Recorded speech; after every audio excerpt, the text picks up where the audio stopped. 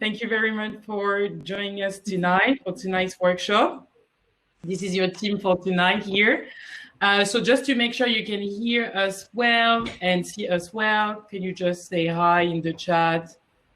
Up using the chat. Perfect. Great. So just a quick word about Livestorm. So this is the platform we're using tonight.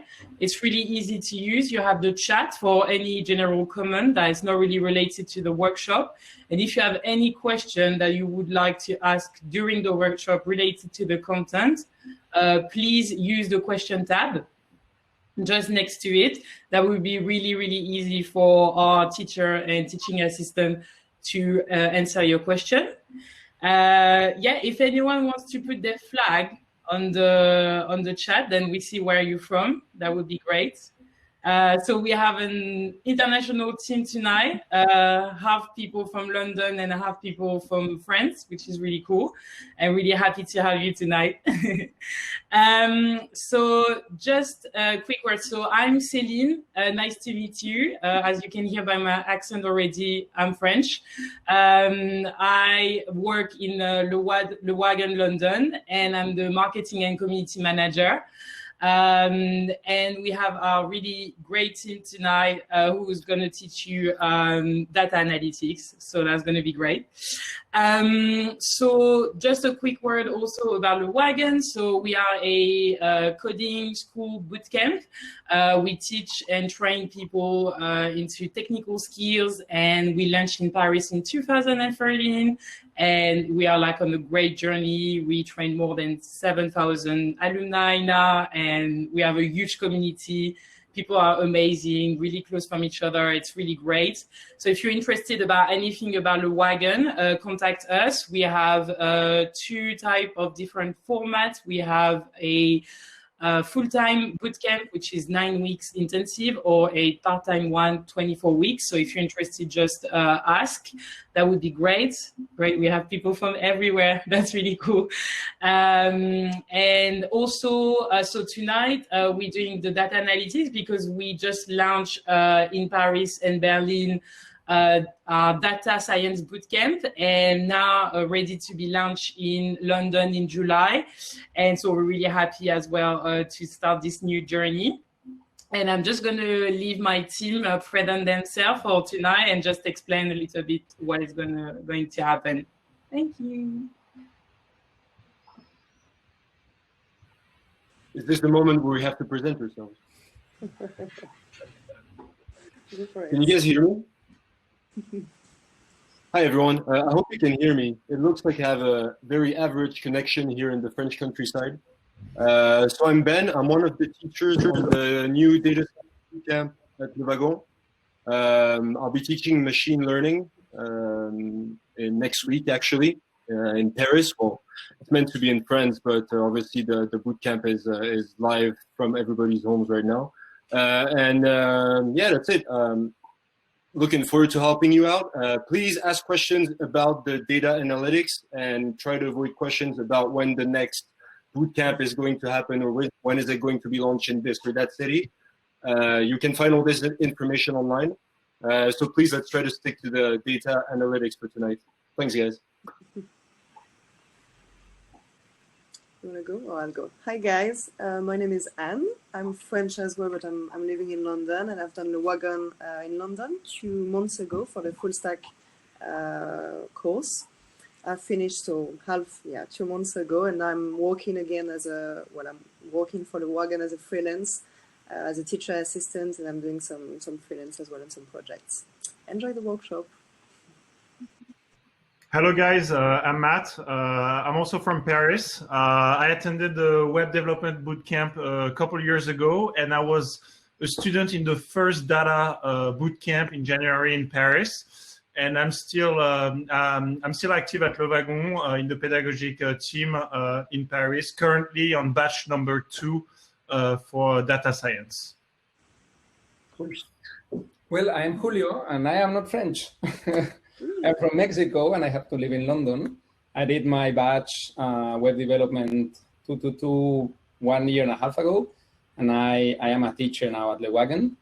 and I really love these things. So I was a product manager before, and yeah, now I got into data science and web development, and I'm building my company. So I'll be hosting tonight's data analytics sprint. Great, thank you so much, guys. So your teaching assistants are going to lead the stage, and me as well. We're just going to leave Julio doing the workshop, but they're just behind the screen, and they will be ready to answer any questions. So feel free. And yeah, I think we can crack on, right? Great. Okay, all good. Okay, so I'll start by sharing my screen.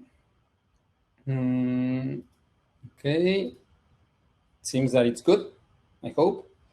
So, okay, guys, welcome. So I'll be using the following tools, okay? I will just make a short overview of what I will be using for you to understand on which things I'll be flipping, okay?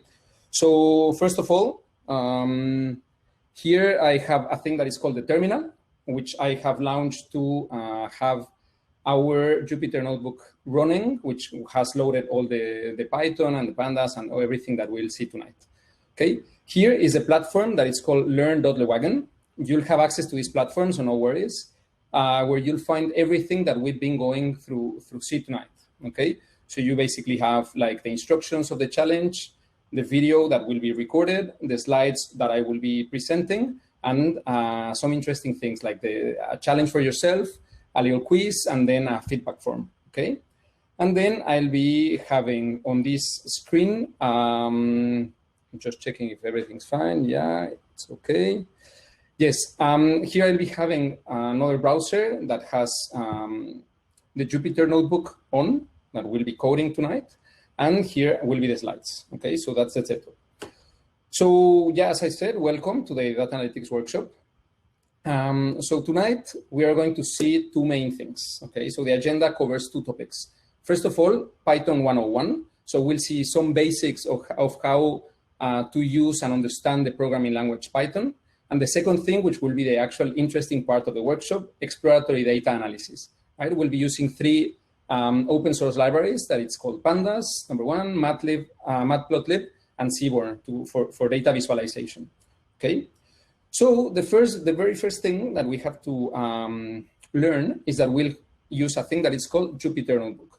So just probably some of you have already seen what is this thing. So it's a tool that each and every one of the data scientists uses. It's you can see it as the very basic tool. It's kind of a text editor, and it will be the equivalent of saying for a writer, well, they need maybe Word or a text editor. Well, any data scientist requires and needs Jupyter, okay? So that's the very first tool that we will use, okay? So every link that is here on the slides, you'll of course have access to this thing. Good. Okay, so let's start with our Python 101. So I'll be flipping between this tab and this other tab, which is our Jupyter notebook that has been powered by this terminal. In your case, just one little disclaimer, if you do not have some things installed on your computer like Python or Pandas or Cborn, there's a way to launch this directly from the browser, right? So you'll just click here when you'll get to the lewagon.learn, and you'll be able to run everything that we've done today directly in your browser. The only thing is that you have to save it, otherwise you will lose this thing. Okay, so let's have a look at how Jupyter Notebook looks like. So basically, it's like this. It's a text editor, and it's made out of cells, right? And this one, the one that I'm hovering right now, that it's in little green, it's just a cell, right? And we can write whatever we think, whatever we want. There are two main types of cell types. One will be code, and one will be markdown, okay? So basically, markdown means that you can write something. You can say something like, let's start. And we run this cell, okay? So what I just did is just clicking on Shift and Enter in Mac, and it runs. However, you can just click on here, run, and it happens, right? So Markdown is just a language where we can actually type some things, instead of selecting bold and underline like in Word, we can just say something like this, and you can see that it's bold, right? Yeah, I was missing this other two, right? So it's one of the cell types. The other one is pure code, right? So if we type here 2 plus 3, because it's already launching Python, and I run this cell, once again, remember that I can just click here, then I get 5, right? So this is already Python. And this is a code type, and then this one will be markdown type, okay? Good. So let's go back to the slides. Python 101. Now that we know the tool, let's see what is the first thing to learn about Python. Every programming language uses data types, okay? So then there are some built-in data types. In this case, it's these are the 3 main ones that we are going to actually learn. The objective of this first Python 101 is just to give you an idea of what are the basics that we need to go further into data science. Of course, there are many more things that we have to learn on a programming language, but these things are the basic and what we need. So we're going to be using this and then the Jupyter to see and to start testing what are the data types. So you can see this as categorizing the information that we have, okay?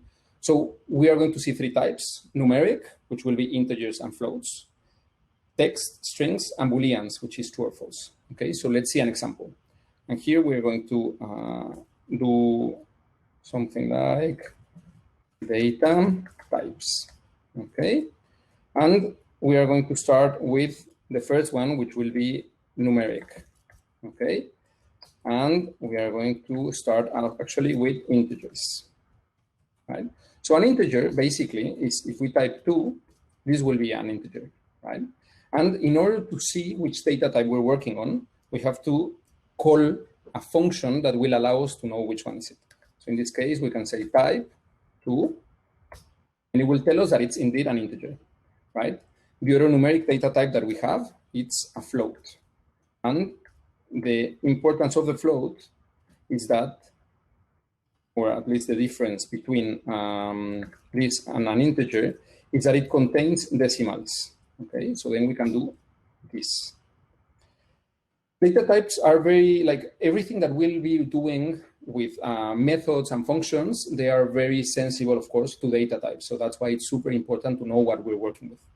So this will count for the numeric. Now let's do text. So we want to do strings, all right? So this will be a string. Basically, this, it's already a string, all right? Yeah. So if I run this, I just have this thing. And once again, I can ask for the type, not here, but here, type. And then, yeah, it's a string, okay? And the last data type will be Boolean. So Booleans are extremely important when developing, when writing code, because they are basically true or false, 0 or 1, you can say it like that. And it allows you to do many things.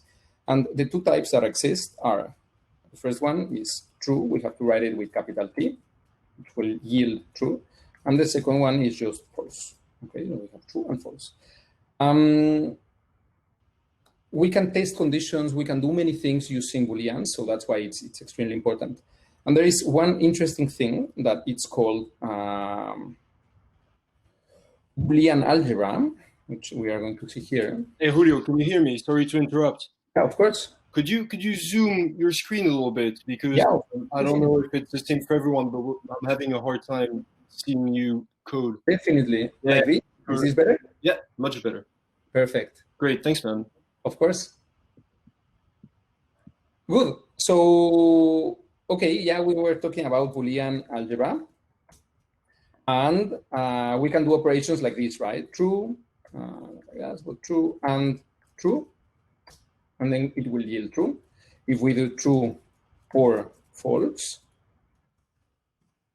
then this will happen. However, if we do something like false or false, then we get this. Okay, so this might seem very simple, and it is actually. However, it's extremely powerful when writing code, and you'll see examples of this in a moment. Okay, so as a useful piece of advice, I will suggest you to always make sure of which is the data type you're working with, because then this helps very much with coding. Okay. There are some data types that might be, let's say, hybrid. For example, if you take a zip code, in the UK at least, we have letters and numbers together, right? So here, Le Wagon is in E28ET. So here we're seeing that we are combining some characters from the text type and some numbers from the numeric text type, data type, right? So then we have to be very careful. Of course, now I have only introduced these three, numeric, text, and Boolean, but there are more. Like there are lists, there are dictionaries, and then there are more and more. But these ones are the basic ones, okay? Good. Next thing, variables. So variables, let's add them here.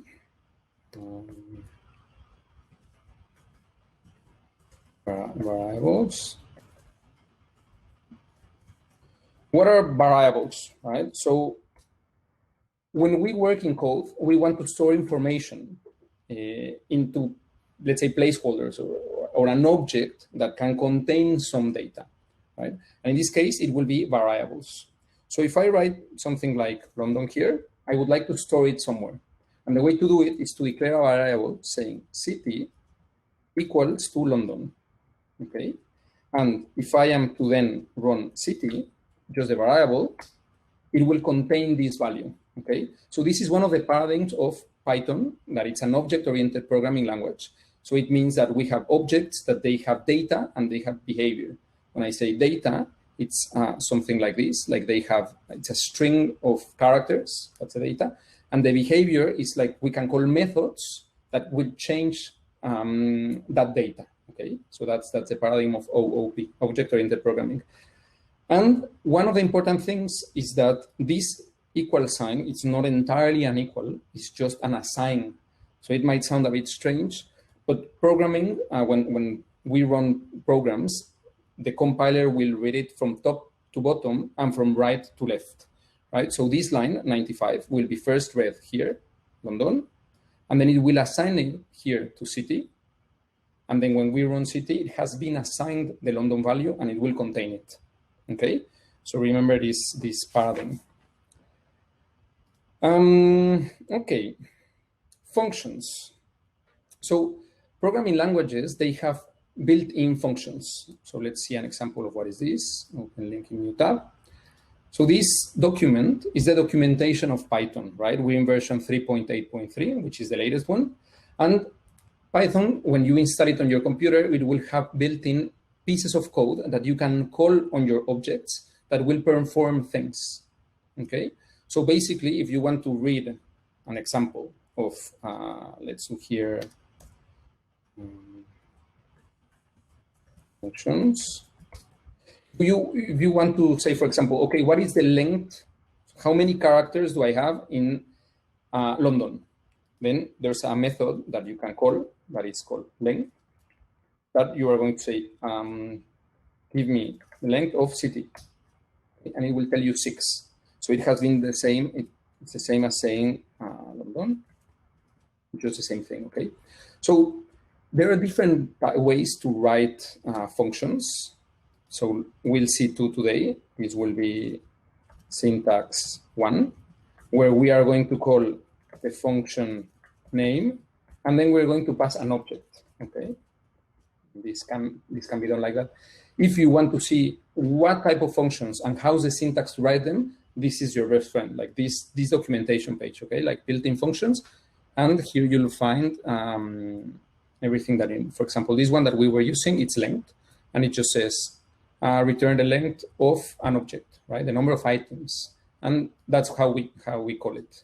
The trouble goes inside, okay? Good.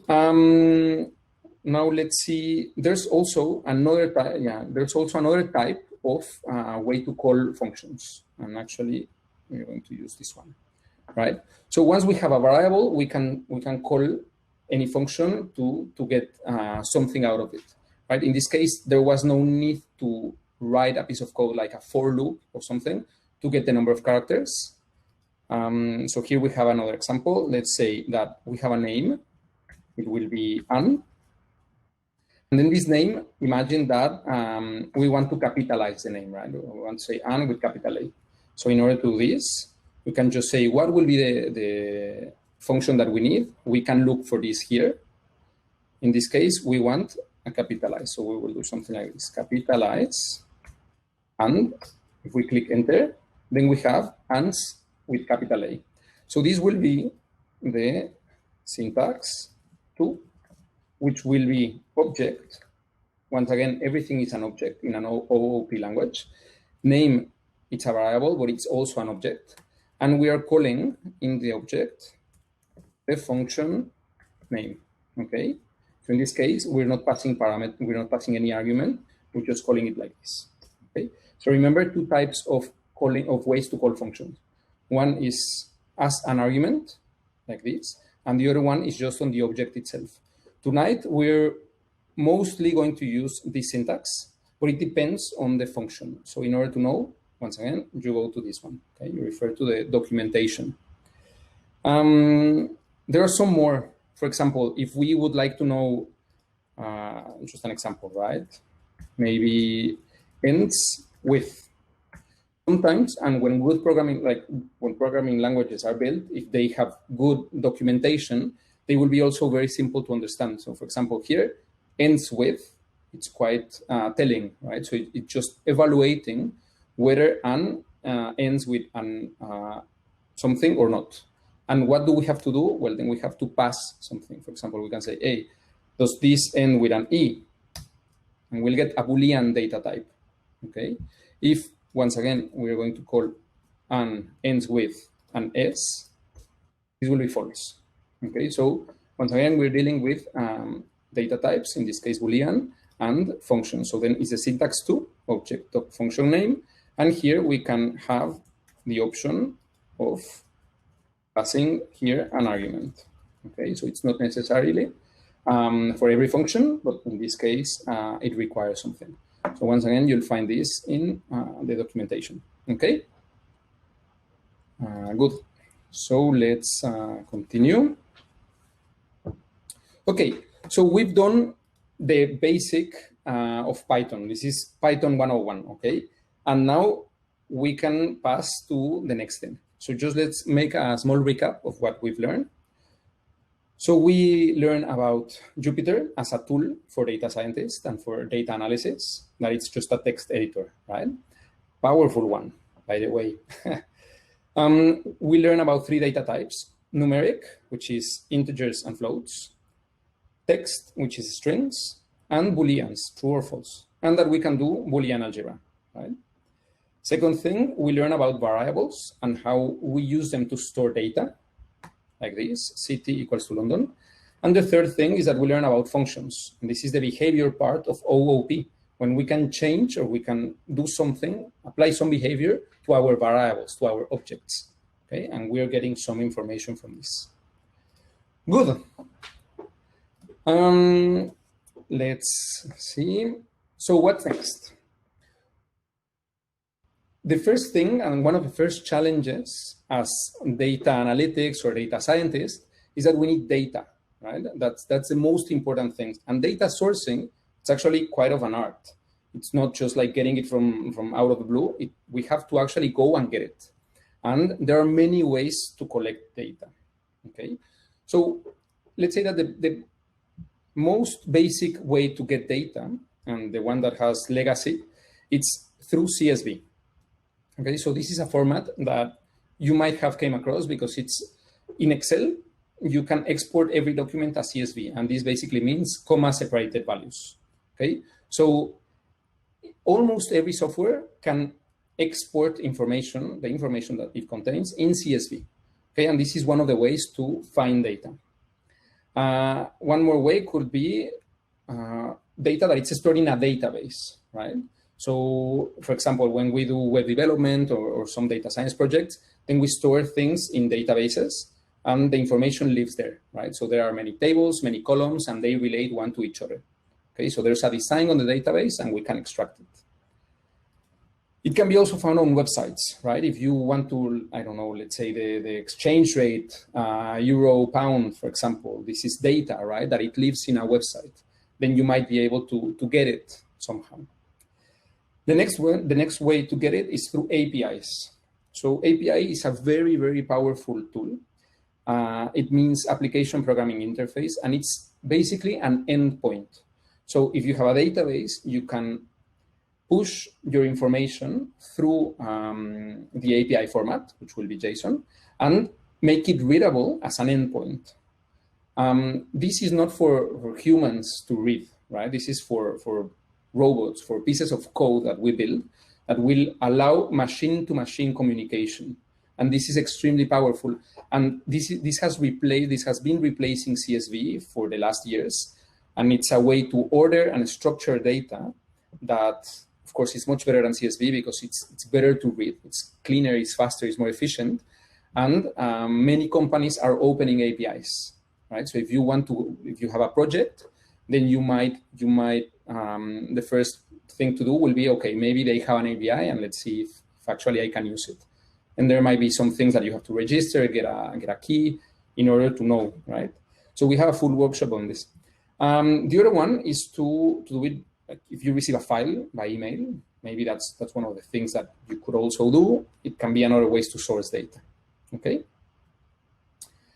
So now data comes in many ways. It's not the way we structure it only, it's also how we receive the data. Maybe you have heard this concept of structured and unstructured data, right? So when we have structured data, like the CSV or JSON format, JSON is the one for APIs, we say that it's structured, like that there are things that we can read orderly and that we can turn a repetitive task into something that we can read often and often, like again and again, all right?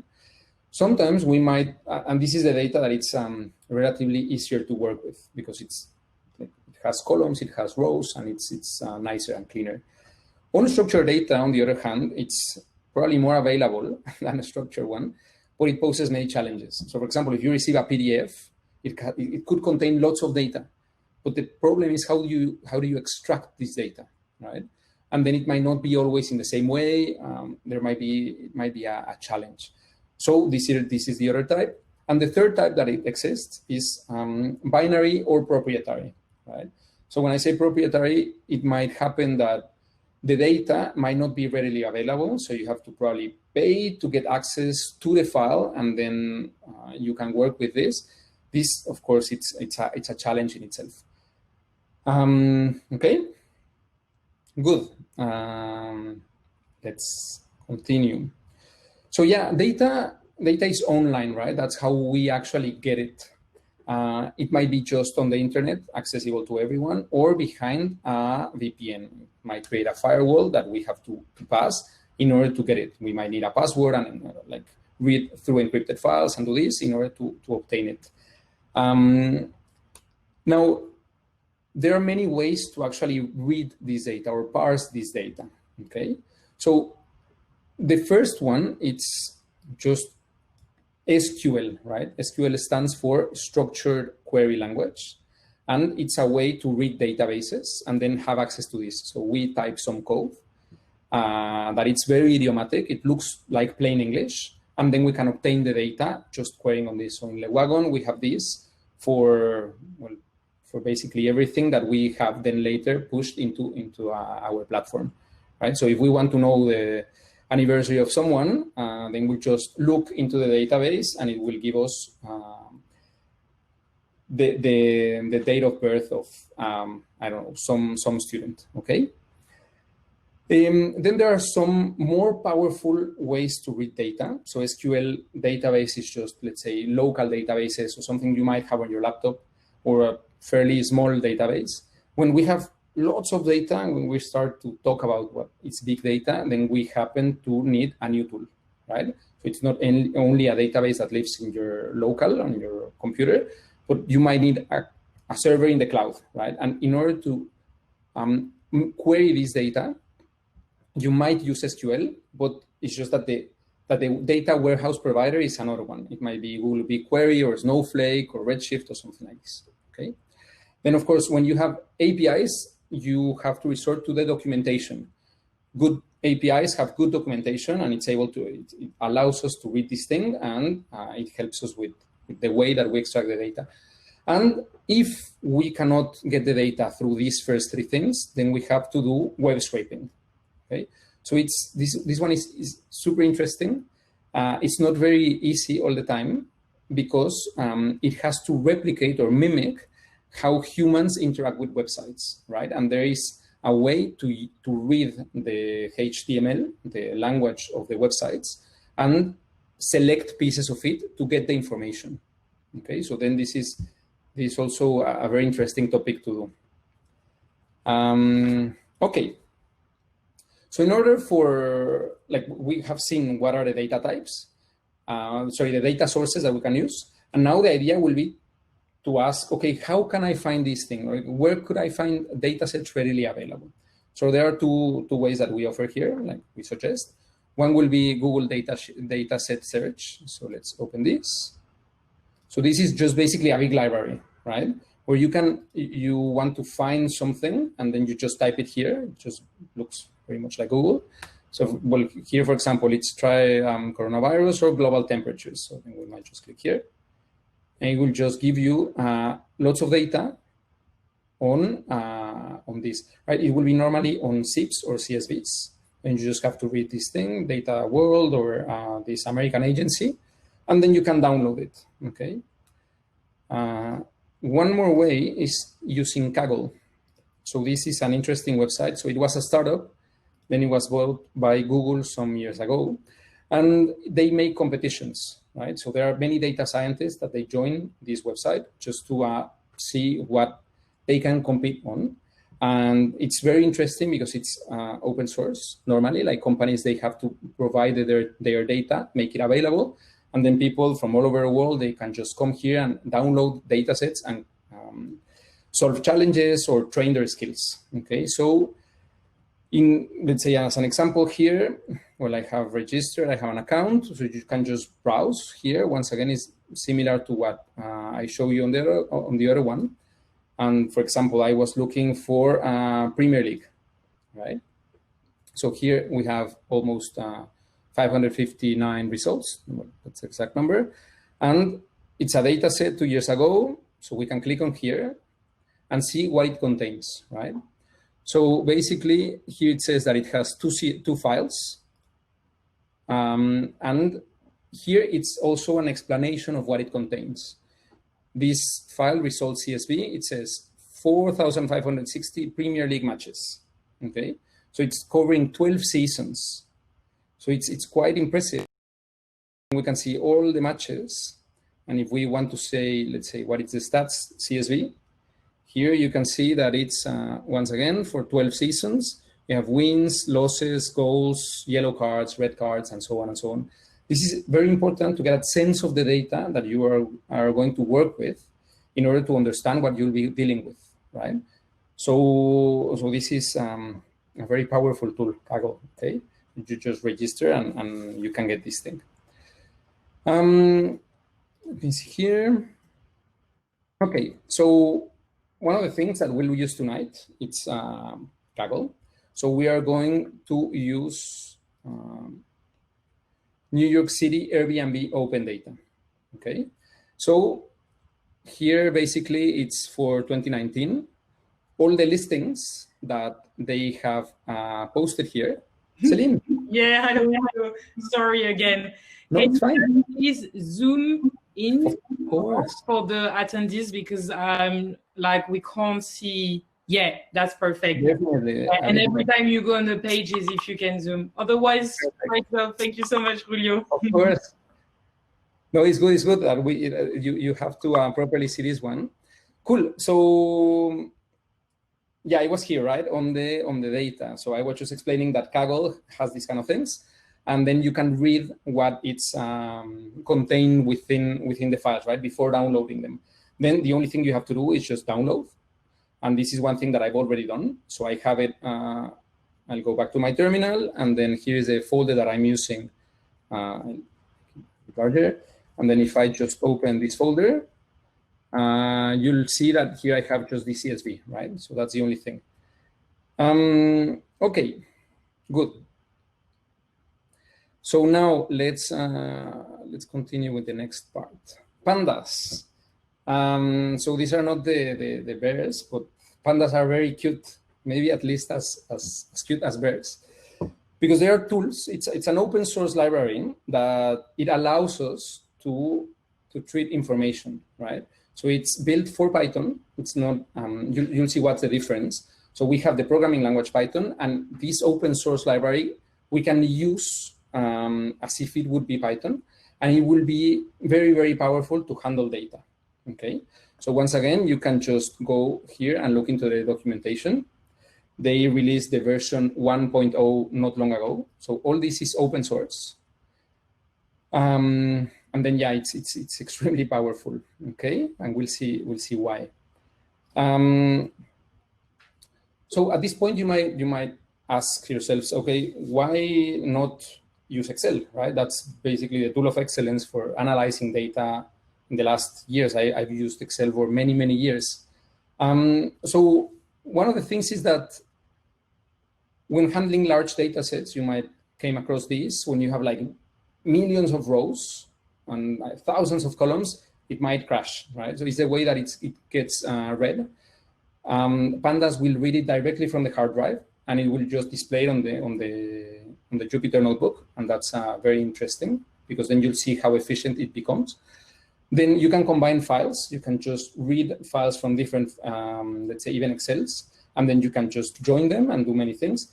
When you pull data from APIs in the JSON format, you'll be able to straight away work with Python and Pandas. Okay, that's also super interesting. There's no need to treat as long as you know the data type. Then you can just go straight into this.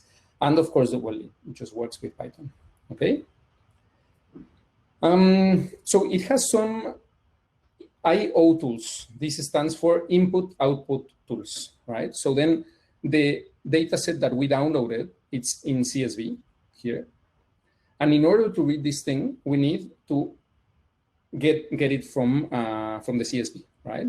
So what we need to do is, first of all, import pandas, okay? And the way to do it is just do this and go to our Jupyter notebook that we left, that we left here. And we are going to pass here and do here pandas, okay? In order to import pandas, I just have to do this, right? So this is the way, the convention to name pandas, and we have to use it for other developers to also understand what are you using, right? Let's run this thing. It works, once again, because I have Python and Pandas installed on my computer. Otherwise, it will throw an error, okay? So in order to read the information that we have downloaded from Kaggle here, so we have AB, Airbnb, NYC 2019. So we have to first load it, right? And in order to load it, here there's a command that it's ls that we can use to read the folders that we have on our computers. And if I run this thing, I have here the file that I am using, the Jupyter notebook for tonight's workshop, one other file that I was using before, and then a folder, right? So then the idea will be to import this thing from the folder. So then if I say ls, and I copy this one just to see what's inside the folder. And if I run this, then you have this, okay, the CSV file, which is just stored here. Okay, so I'm reading it from the disk. And in order to read this thing, the only thing that I need to do is do pd, which will be pandas, read CSV, and I need to pass the file path. Okay, so here you have file path. And now our file path is actually NYC Airbnb data / av_nyc 2019.csv. Okay, so I will do this thing, and of course there's one thing that we need to do. We need to store it into a variable, right? We're going to load all the information, so it's 7 megabytes. We're going to load all those 7 megabytes and add them into listings underscore df, right? So df stands for data frame, and I'll explain what is this in a moment. So we load this thing, and it's loaded into the disk, okay? Here, if you need, you can say, okay, what is this IO tools? So you can read information in Pandas in many type of formats, right? So here we were choosing CSV because that's the data, that how it's coming from Kaggle. But we can have also JSON, HTML, Excel, BigQuery, SQL. So there are many. And of course, you can read and you can write. So after you've done all your analysis, you might want to export everything to a CSV and send it to your colleagues or something like this. Then you can just write. Okay. Good. So first, before that, so I mentioned the word data frame, and this is very, very characteristic of Pandas, right? So when we load information, it gets loaded into a data frame. Basically, a data frame is an array, a 2x2 array. Okay. So if we take a look, listings.df, now it's something, let's see what it is. So if I run this, boom, okay, I get a big file that has 16 columns and almost 50,000 rows. So you saw how fast I loaded this. In Excel, it would have took a bit more time, and it was very efficient, right? So then here I have all the columns, ID, name, host ID, and they mirror. So let's just take a look at this one. Clean and quiet apartment, home by the park, host ID 2787. And here it's basically the same thing, right? So it's just loaded here.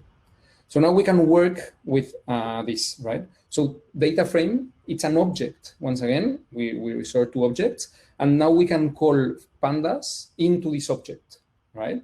And there are many, many things that we can actually call into this that will be very useful in the beginning of all this part, okay? We'll use a second thing that it's called Cborn, just like very much like Pandas. Cborn, it's also an open source library, okay? And we'll see this in a moment. So it's just based on Matplotlib, which is also another library that it's built into Python. And then these things will allow us to plot, okay? So yeah, we have chosen this data set, which is good. Now we have loaded it, okay? Okay. So one of the jobs of data analysts and data scientists is not just passing straight away into doing fancy code and fancy stuff. The very first thing after sourcing the data is to get a sense of the data, right? So what are we working with? In order to do this, we have several tools, okay? And let's just make some space. So we are going to here change this and name it get sense of data, right? So in order to do this, some things that we could use to read and to understand what are we dealing with, right? So we know that we have our listings df, and the very first thing is that we might want to understand what are we dealing with, what will be the size of this, right? We saw it a moment ago, but this is a much cleaner way to actually do it. So if we call shape on this, we'll see that we have 16 columns and 48,000 rows, right? And we just call .shape. So this is just, this object is called a tuple, okay, in data science. One of the things that we can also do is say listings underscore df dot columns. And it will give us the 16 columns we have, right? ID, name, host ID, host name. So maybe 16, you can probably read it easily going right to left. But if you have, I don't know, 1,000 column names, then you might want to use something like this. Let me just create some more to be able to see better. Here, another one, listings underscore df dot key types, right? So once again, data types. If we run this, it will tell us what is the data type of each of the columns, right? So the ID, it's an integer. Name, it's an object. Here we have latitude and longitude floats. So there might be some decimals there. And then why is this important? Once again, because we are able to understand what are we dealing with and what are the type of functions and methods we can call upon this, okay? And the last one, listings underscore df, will be head. We pass this and no arguments on this function, then we are able to see the first 5 entries of our data frame, right? So here we have all the columns, and we start seeing some things here, right? So we have a host name, neighborhood group, neighborhood, latitude, longitude.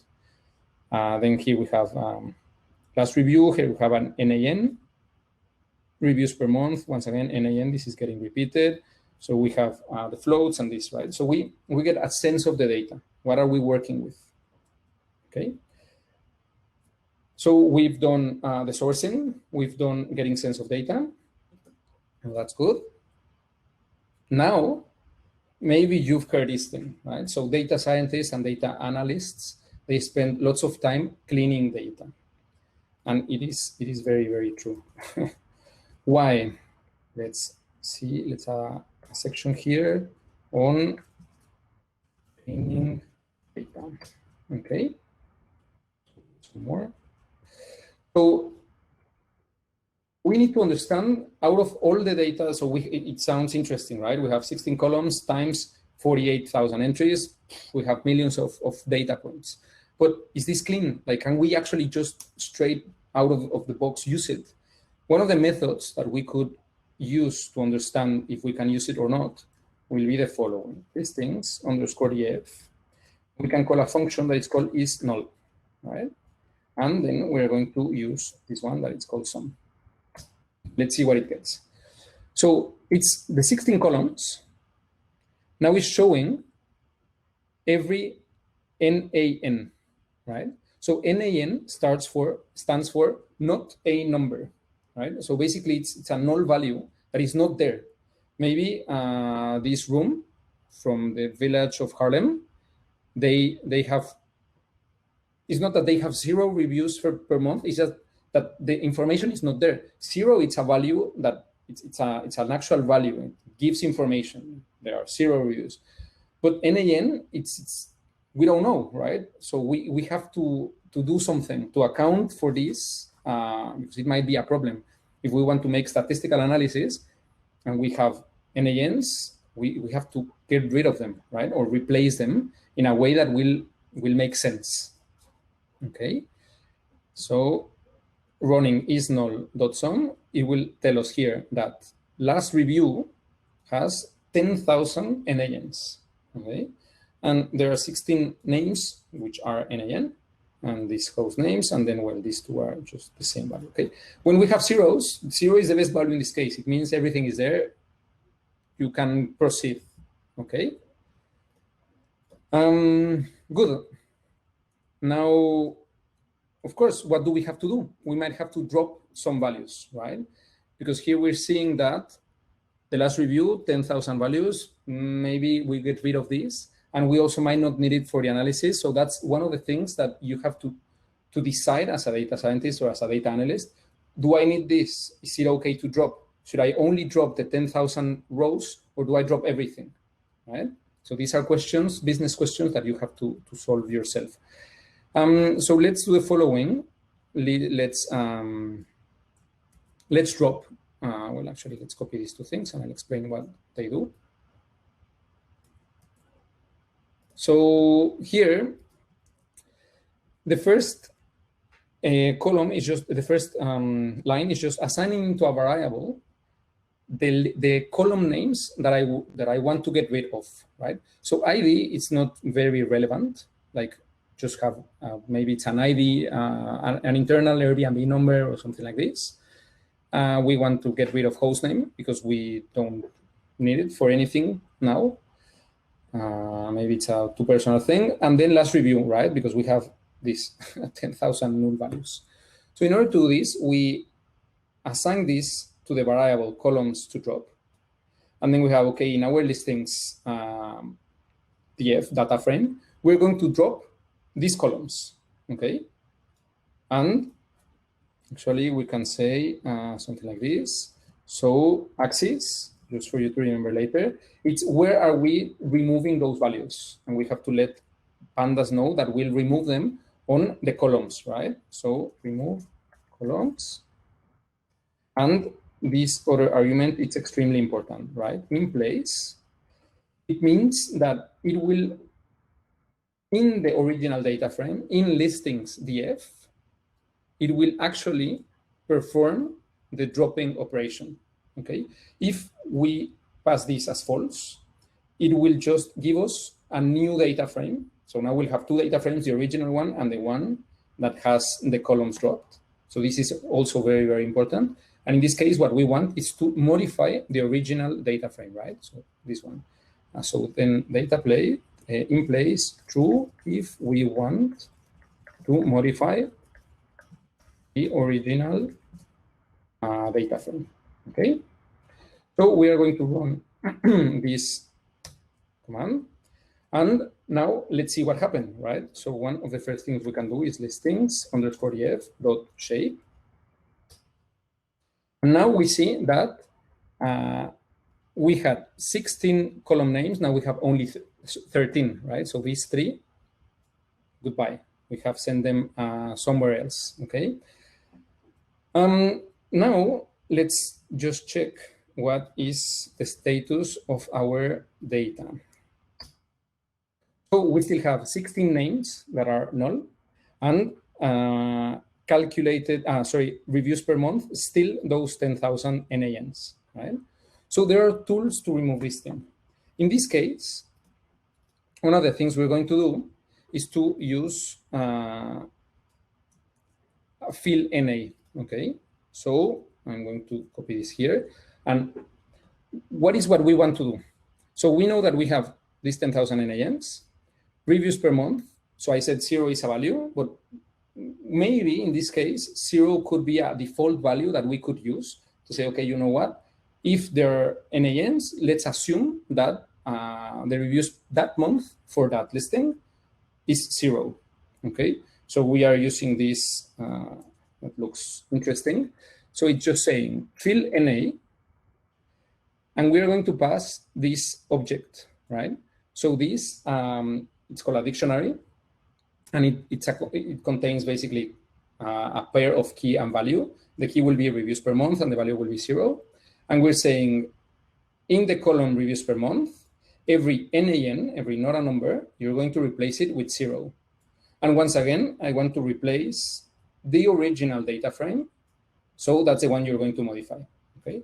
So if we run this, and now we want to get sense once again of the data, we just copy this. Now we have these things, right? So now it's good because we, like maybe name, we won't use it, so it's okay. Yeah, I thought I got rid of this, but yeah, it's just host name, so it's okay. We can just use it because we're not going to use it on the further analysis. However, this one, which is the one that we were interested into, reviews per month, now it's 0, okay? So that's good because that's what we need now.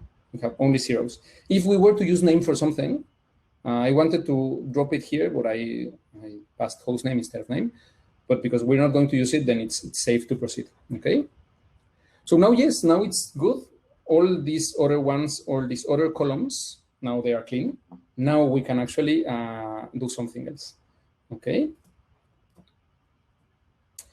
So columns and rows, one of the things that we normally do in Excel is to slice, right? We group in probably pivot tables or something like this to see and to group data to then also keep making sense of this.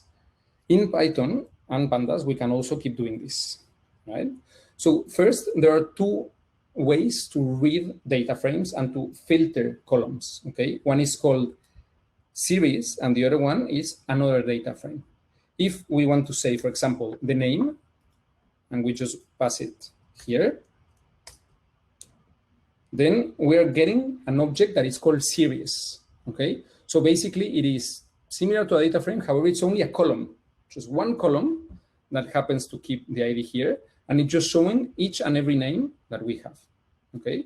So it's, once again, an object, and it just gives, here there are some descriptions of this, okay?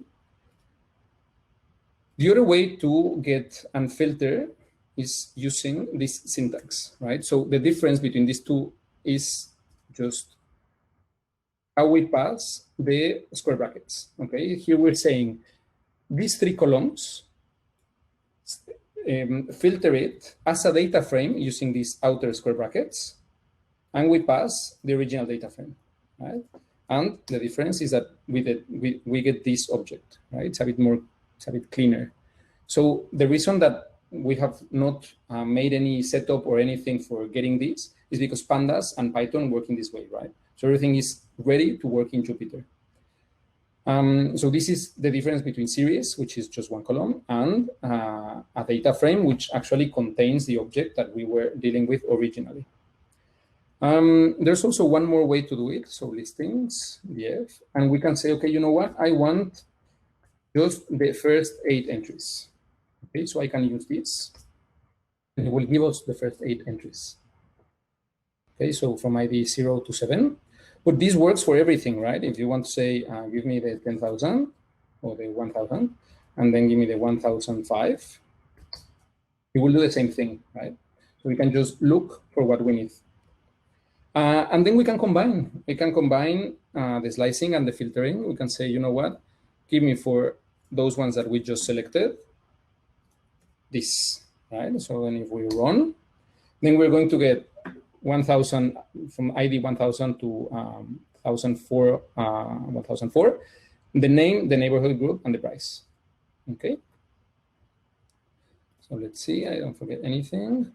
Perfect. We're grouping by column and by row. We can combine both approaches. That's good.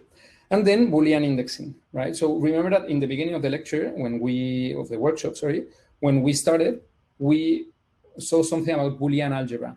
And now it's the time to see why it's very, very powerful. So it's interesting enough to merit a new section, Boolean indexing. Some spacing, then you can see. And how does it work? So we have our listings. And what if we want to say, you know what? I want to see how many of these listings have a specific price, right? So we can pass here just a Boolean, like one of these, to say, which are the listings that are under less than 500? Okay, so we know that our price column is this one, price per night. So you can just say, and what are we getting? Maybe let's do something like 100. Yeah. And in order to take a better look, let's get this. And here I'm going to add a new column, new cell, sorry, where we want to get 0 to 5 probably. And we can see. So yeah, the prices, right? So here we have 149, 225, 150. Are they lower, smaller than 100? False. False, false. Index 3 here, it's 89, then true. Why is this so powerful?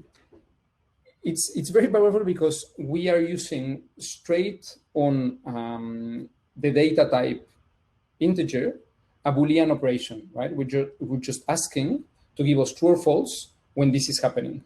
And it's just making it automatic, right? So this is one of the strengths of Pandas, that we can just say, compare this apple with this orange.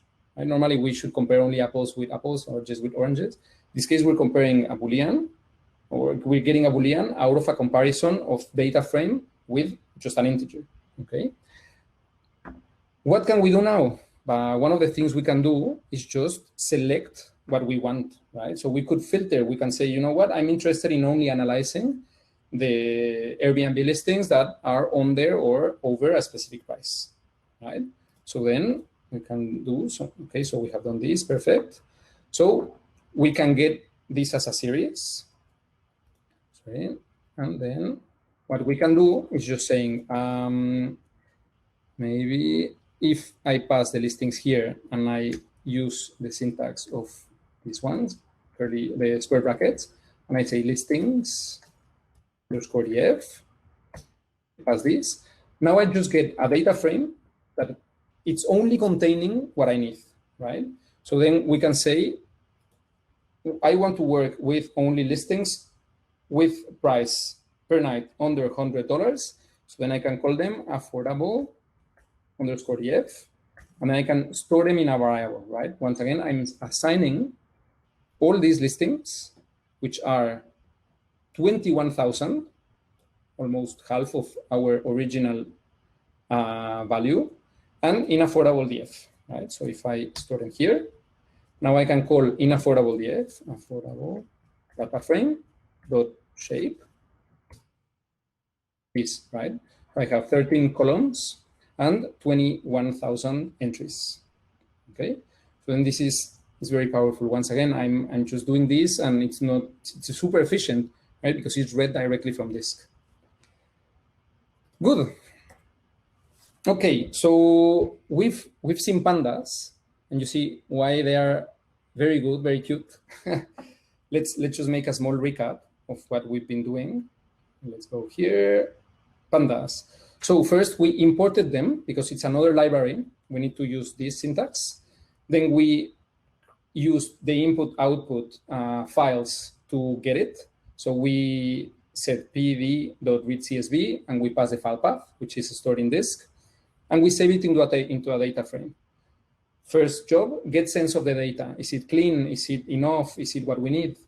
And what is the data type we'll be dealing with, right? So then we have these 4 things: shape, columns, D types, and head or tail. Just show the first 5 or the last 5 to see what we have, right? Then we pass to clean the data, which is understanding if there are not a number. In this case, we found out that there, yes, were indeed 10,000 that we didn't, were not interesting for statistical purposes. So we just remove them using drop, right? We learned that we can pass the column names. Then we have to specify the axis, whether X or Y we want to drop, and that we want a new data frame or the original one. We clean the data. We replace using field NA with reviews per month 0. We decided this because you might in your projects say, okay, maybe no, maybe you need 10, or maybe the average of all of them. You can come up with a number, right? In this way. So this shows why it's so important to make assumptions in a sound way, right? Because this might affect everything that you will do. Then we learn what is the difference between series, which is this, and data frames, and slicing, like filtering by columns and by rows, okay, using this syntax. Then we did, through Boolean indexing, the filtering of only the listings that we have under $100, and then we save it into a new data frame, affordable df. Okay, good. Now let's pass to the most interesting part, which is finally we can do some data analysis on this. Okay, so data analysis means we have to do it from a strategic point of view, right? So if you have a business, or you have an NGO or something, you might say, okay, what questions can I ask that the data will help me answer and take decisions with? Okay, that's when it starts to become interesting. What could we do? And in the data science world, this is called EDA, exploratory data analysis. So now let's pass to question time. Okay, so let's do here a new section. And it will be called question time. Good. Let's do some more space. Let's do the following. Okay, so we're going to ask some business questions as if we would be, let's say, we want to understand how the Airbnb in New York have been, let's say, trendy, which are trendy, which are not, something like this, right? So then we came up with some questions, and we are going to try to solve it using data. Okay, so let's start with this one. What are the 10 most viewed reviewed listings, right? It was good because we cleaned that that thing, right? That column. So let's create here a markdown cell with the question, what are the 10 most reviewed listings? How do we do it? So we know that we have our listings _df. And what would we have to do? Well, we might just have to group by entry, and then say, okay, give me the 10 that have the most reviews, right? So there are many functions in Python that they have been built because are things that are repeated and asked over and over again, right? One of these ones, it's n largest, right? So if we say n largest, give me the first 10, and then we pass the column name, and the column name will be, let's just get it here. Actually, let's do one thing. Here, let's do listings _df columns. Then we know this method that will allow us to just get it straight away, right? So df largest, and we want the reviews, right? So then we are going to copy here number of reviews. Good. So then if we run this file, this cell, we get the following. We get here only 10 entries. And the number of reviews, this one is 629, and this one is 480, right? So this means that in this month, or well, maybe in this year, there have been 629 reviews, okay? And in this other entry, 480. So we used n largest. We say, give me 10. Do it by number of reviews using the object data frame, okay? If I were to say, give me the same thing, but use the affordable df that we defined a moment ago, then we see that, well, for example, this one, the price is 47, okay, and it's here. However, I'm doing the operation in another data frame, okay? But once again, it's very powerful. It's extremely efficient, okay? So then we have solved the question. We have solved the business question of what are the 10 most reviewed listings? Here they are. Let's see. What else can we do? So what are the New York neighborhood groups with listings, right? So I don't live in New York, and I don't have a great idea of all the neighborhoods. However, we are going to discover. So markdown once again, and we say, what are the New York neighborhood groups with listings? So what do we have to do? We have to do something like, give me all the unique neighborhoods, right? That's a way to answer this question. How can we do this thing? We are going to call in our listings _df, and we are going to slice it on our neighborhood group, which we have here, neighborhood group. So in this column, and we have a method, once again, that it's very, very useful, that it's called unique, okay? So we ask, which ones? So you have Brooklyn, Manhattan, Queens, Staten Island, and the Bronx. Okay, so we know that we have 5, perfect. That's what our data is telling us. You can, of course, see what else could I ask using the unique, right? One of the interesting things will be maybe on, let's see here, neighborhood group, we've done neighborhood, maybe there are many. So maybe room type. Okay, so we might want to know which are the unique types of room type that are there, right? So we have a private room, an entire home and apartment, and a shared room. Okay, so these 3 only. Good, we have answered our second question. So now let's see. Follow up to the previous question. How many listings per neighborhood group? Okay, so now we need to count. We need to do something to count, and let's transform this into Markdown. The way that I'm doing this is just pressing escape and then the key M, right? And then I can change this to Markdown. And then remember, Shift Enter, and you run automatically the cell, Otherwise, if you're in a cell and you want to run it, you can just click here on run. Okay, so then there are shortcuts that you'll start using the more and more you use these tools, because then you just don't want to use the mouse that much. So then you do it like that. Okay. Nice. So the question will be how many listings per neighborhood group? So we have to count. Okay, I said this one. How can we do it? Once again, in our listings df, we are going to use the neighborhood group. And we have another useful method that is value counts. Okay, and we're just going to run it like this. Remember, we can just click here as well.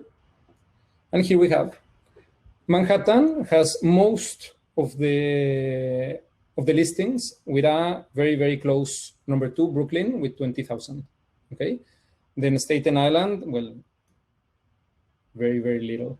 So this is interesting, right? If to take strategic decisions and this, then you can look at this and say, hey, there's something that, of course, is going on here. How could we, let's say, improve the listings in Queens or something like that? Right? It's up to you to make sense of what could you do with what data is telling you. Data will just tell you this, that's it. But it's the job of the data analyst or the data scientist to make sense of this, right? One interesting thing is that this is already sorted, right? So that's very nice. Instead of like going and looking for sort by, ascending, descending, it's already like this. There are some parameters that you can pass, some arguments, but then that depends on what is the type of thing you need. Okay, good. Okay, now next question. What are the top 10 neighborhoods with Airbnb listings? Okay, so we did a neighborhood group. Now let's do something more specific. So it will be top 10 neighborhood with Airbnb listing. So how can we do this thing?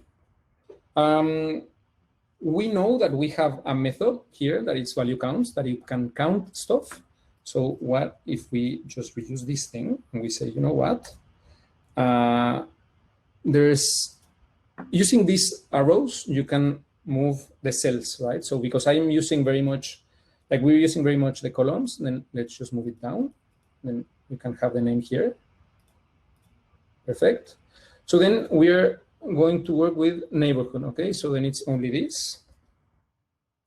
With the top 10, okay? Good. Now, if I run this, we'll get all of the neighborhoods. Now we just need the top 10. So we can chain methods, right? So we have, once again, data frame object being filtered by one of the column names, calling a method to make this operation. And we say, you know what? I only want the head, and I pass an argument, 10. And I get the 10 neighborhoods which have the most number of listings.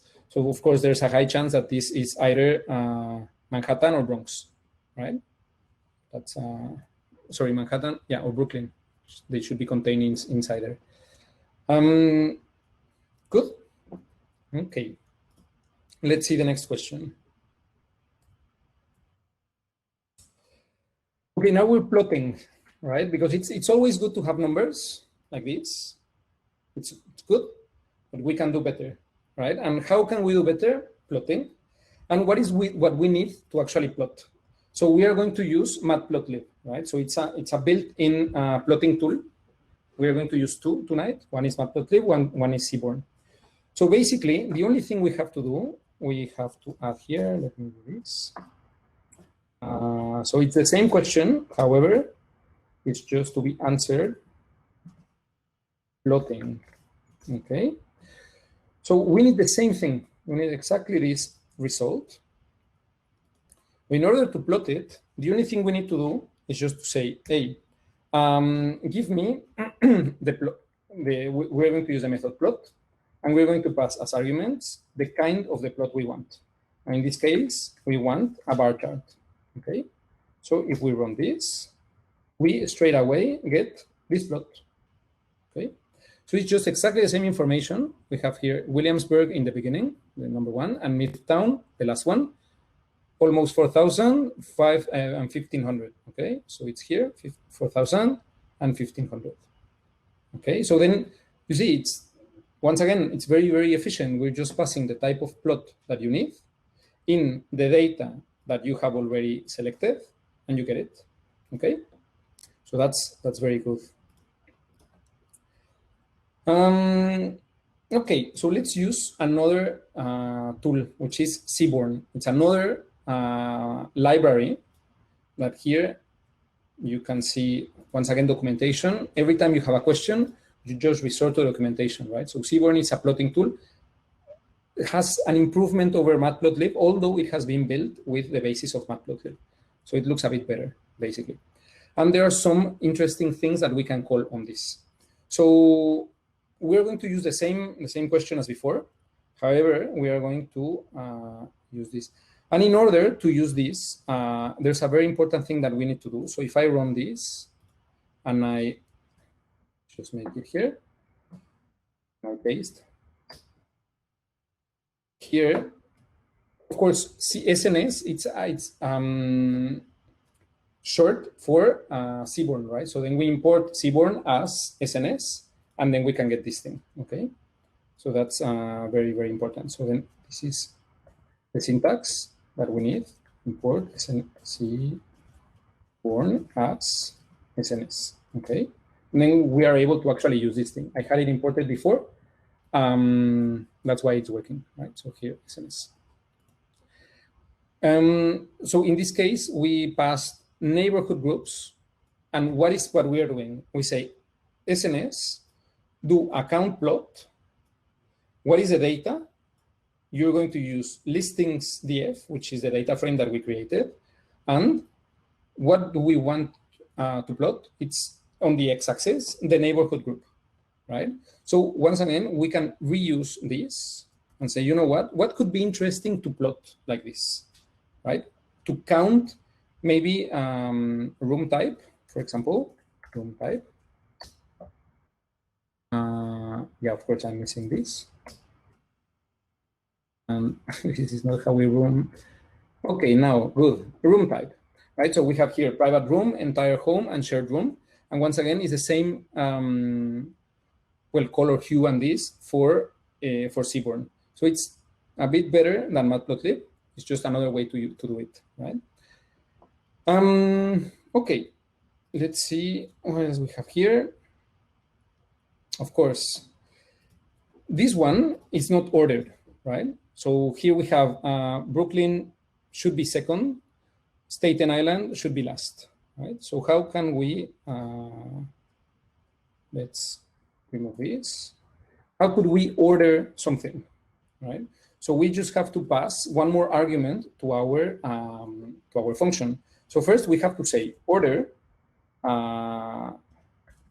listings underscore df, and we want to order it by neighborhood group here, and we're going to do some value counts, and we are going to do it by index. Okay, so if I am to run this before doing order, and I'm going to get this, which one? Yeah, of course, I need something else here. I need to store it in order to be able to print it. And then I'm going to pass it here. Okay, so I have the order, and I have stored it into this variable. And now what I have to do is to say, in this case, pass this, SNS, and I want to add one more parameter, right? Order equals to order. So the way that the reason that I'm naming this the same is because, well, this is, we name it order, and it's this order, the one in the right, okay? And then this is the parameter that countplot is expecting. If we run this, then it has been ordered, right? So then here we have correctly Manhattan first and Staten Island the last, okay? Good, so you can see how fast we can move and we can create plots using this. Let's see. Okay, so now let's see what will be the influence of the neighborhood on the room type, right? So this one will be the first that we're actually using two columns to make some sense of the data. So let's see. pass this to Markdown. The influence of neighborhood group on room type. What do we have to do? First, we have to get the room types, right? So we know these ones, right? Which is private room, entire home apartment, and shared room. Now, what could we do? What will be the way to do it? So we know that we have a count plot, that we could actually say SNS count plot. We could use the same thing. And we can pass as the data the listings underscore EF. We want to plot on the x-axis the neighborhood group.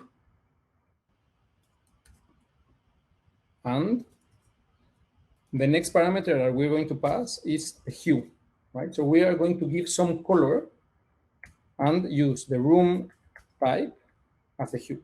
Let's see what we get. So now we get this thing, right? We get this graph.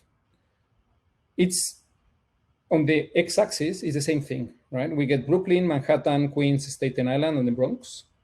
Now in the y-axis, we're getting the count of the room type, and we're getting them separated by color, right? So the blue will be here in Brooklyn. So we can see that in Manhattan, there are many entire home apartments, okay, which might make sense because it's probably the ones that are maybe the most expensive, right? And then here, a very few share of shared rooms. People don't want to share many rooms in New York. And maybe a bit in Queens, and nothing almost in Staten Island or Bronx, okay?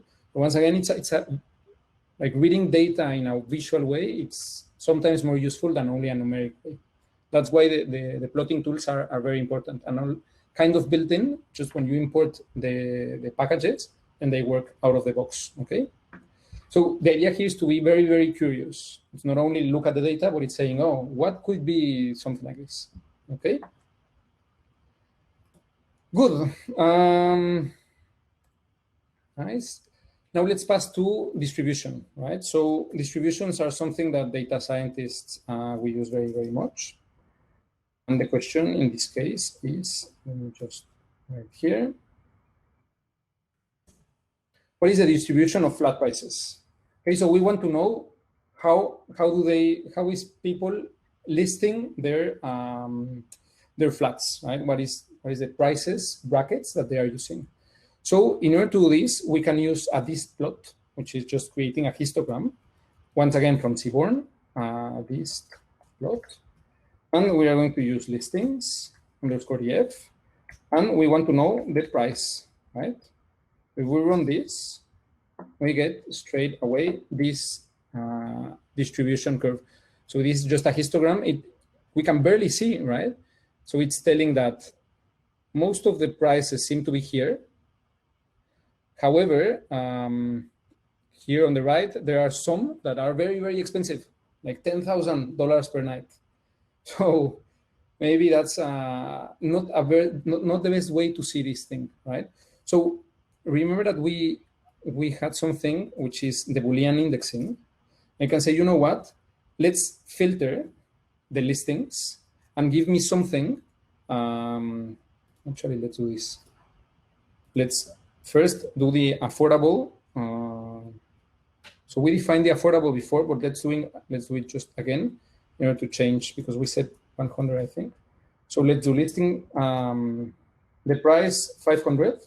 Let's see, maybe it's an interesting number. So we are going to limit it here. And we pass here the data frame listings underscore EF. And we want to save it again, right? To affordable underscore EF. This. Let's do that, okay? Now, if I pass the affordable data frame and I see the price, now I get the same data. However, we're narrowing it to get a closer look, right? So we have here in different bins what is going on. And it's interesting to see that the bins are ending, like there's like a U, right? A U again and a U again. So this just reflects people showing or getting prices at 149, 199, just like this psychology, right? instead of just putting 200. And that's why we have a huge surge just in the bin after increasing the price. Okay. So this is a histogram. This is not a normal distribution, but it's something very useful to make statistical analysis. So we have done this. Okay. And of course, we can get some other things, right? We can read what is the mean of like the listings, the price, to understand what is the difference between the prices, right? So then there are very powerful tools. Okay, let's continue. So let's see, what is the distribution of flat prices based on the neighborhood group? Yes, so let's see this. Now we're going to use another type of plot, right? This is called Violin Plot. And it's a histogram. However, it's just that it has different parameters that it's required to be plotted. Okay, so let's see how it looks. So we're going to use this. And if we run it, then we get this. So it's basically the same thing as this shape. However, we're getting by neighborhood group. Okay, so it's just the same graph. However, we turn it 90 degrees. Okay, so if you use the left half only, you could make the same analysis as this. And what's interesting to see with this, and I forgot to actually add the question here, which is this. What is the distribution of flat prices?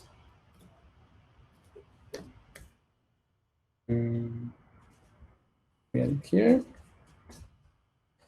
Then, but we can see that Manhattan seems to be the most expensive, right? It's more spread.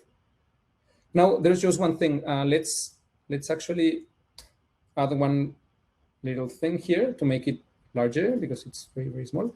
So now, because it's Matplotlib, we can say from Matplotlib import py plot as plt.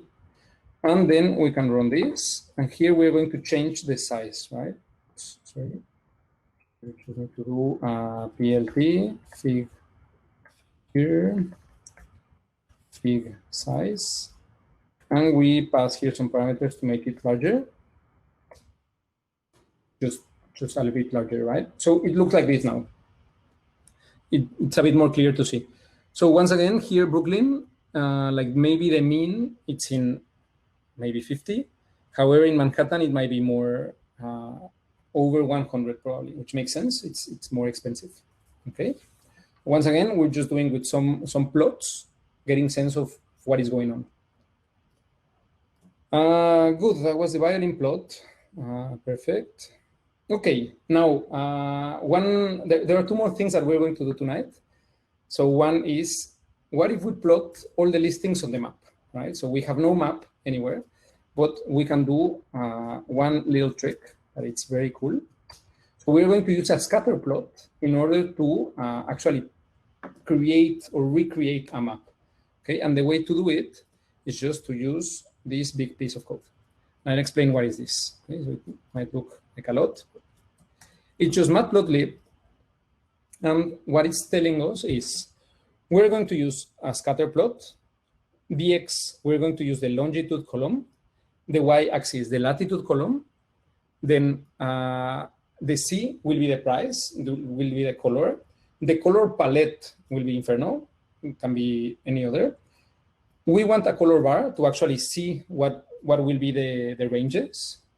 We want some opacity, and we want a size. Okay, and if we run this, we get New York. So we get here Manhattan, all this. And here we can see that all this place that it's white, it's just because it's Central Park. So it's very interesting to do. These kind of things, we're using scatterplot to create a map, although it's not intended to do this. Actually, a scatterplot is to find out the relationship between X and Y, okay? And one last thing that we can do is just import an actual map. So if we go to this website, we're just going to see that it's New York City. And one of the things we can do with Python is just import using URL-lib. It's just to read from a website. And we can superimpose a map into our data, right? Just to make it a bit more clear. And we have this thing, okay? So, good. This has been the end of our part of EDA, exploratory data analysis. Just some few words on what we can do to go further, right? Because so far, what we've done is intro to Python, then intro to Pandas, and then sourcing data, cleaning data, and then EDA, okay? What else can be done? So one of the things that to prepare for data science or do data analytics is to learn SQL, right? So SQL is a language to read databases. And it's extremely powerful because then we're able to just throw the data that we need into Pandas and make use of that. API fetching, once again, to get data, we could rely on APIs. I used to work in solar energy, and I was doing lots of projects using APIs. So we were installing solar panels in houses. And the way to actually make some maintenance, predictive maintenance, was to get information from the solar panels directly from my computer. And the way to do it is I was just requesting through an API information to the cloud of the vendor of the solar panels, how they were performing. And through an API, I was getting everything as a structured data, and I was able to run analysis on this. So this was a very, very powerful thing. Web scraping, when we don't have the data, there are no APIs, but we just have to look for them. So then this is also another way to get the data, and this is one of the important things to learn as a data scientist. And well, then of course the last part, right, which is the fancy word, machine learning. So after we did all this CDA and everything, cleaning the data, this will be the next step. And we use a library just very much like we use Seaborn or Pandas. It's just scikit-learn. It's called scikit-learn. We import it in the same way. And then we are able to do things like regressions, classifications, clustering. And then we get, the more predictors we have, the more predictive power our model will have. And of course, the more interesting analysis we can do. Okay? So just to finalize, this has been the end. I hope you enjoyed it. You'll have access to Learn Lewagon, which is here. And then we'll send you a link afterwards. So it looks like this. It has, let me make it big. So you have like some instructions. It's just a Jupyter notebook that I used today. You can do it online instead of just having to do it on your laptop. You have a video, you have the slides, and then here you have, in your turn, a challenge, right? Instead of reading data from Kaggle, you can read it from a CSV. And there are here some things that you should do and you could look into. And then some takeaways and one more thing, okay? So yeah, I think that it's being shared here. So one last thing, there's also a feedback form. If you could fill this thing, it would be very useful. Then we know what and where to improve. So I'll ask our TAs to come back to live, just to say goodbye to everyone. Back to life, back to reality. It was great, Julio. Well done, man. Thank you so much. That was so clear. Really, really great. Really good feedback. Julio, if you want to just like have a deep breath, take some water, and look at the comments from people, because it's really amazing. Thank you, everyone. So I've just shared with you the link to access Learn. So this is the platform where you will find all the content and what we just talked about. So feel free to go there. It's really great if you want to do some challenges and keep learning. I'm sharing it here again. Also, as we said, you will have access to a replay just when we finish the webinar. It's an email you will have from Livestorm. So feel free to go on the replay and just look if you missed some bits, or if you want to just like see new like if you just want to see what you have missed maybe. And yeah, I think that's it. Julio did an amazing job, the teaching assistant as well. Thank you so much. Thank you, everyone. That was really, really great. I think we have one last question. Yeah, so here the link to access the material. I'm going to put here again. Also, don't worry, you will receive it in the email just after we finish the webinar. So you have access to everything. So I think we're good now. Cool. Thanks to our super team. Thank you so much, guys. Thanks a lot, everyone. You guys were super disciplined. Probably the most disciplined group I've had in a workshop so far. Yeah, no, honestly, really great. Great. Thank you. Yeah, everyone's saying thank you.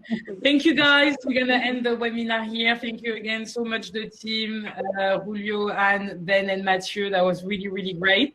And have a good evening. And yeah, join us for more workshop coming up. Bye-bye. Thanks a lot. Have a good evening. Bye. Bye.